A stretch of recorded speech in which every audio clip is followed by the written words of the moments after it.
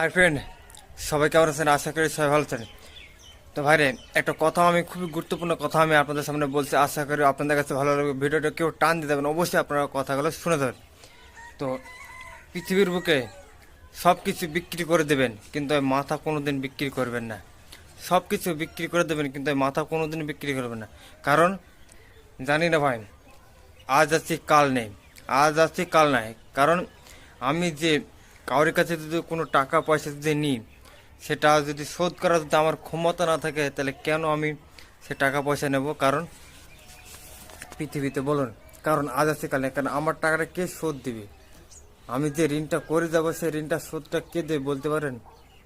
কেউ কি আমার পরিবারের কারোর কোনো ক্ষমতা আছে? যদি যার ক্ষমতা আছে, সেই সেটা এই মাথা বিক্রি করবে। তাছাড়া আমাদেরকে সচেতন হতে হবে। তাহলে আমার যদি ক্ষমতা যদি নাই থাকে, তাহলে কেন আমি এই মাথাটা বিক্রি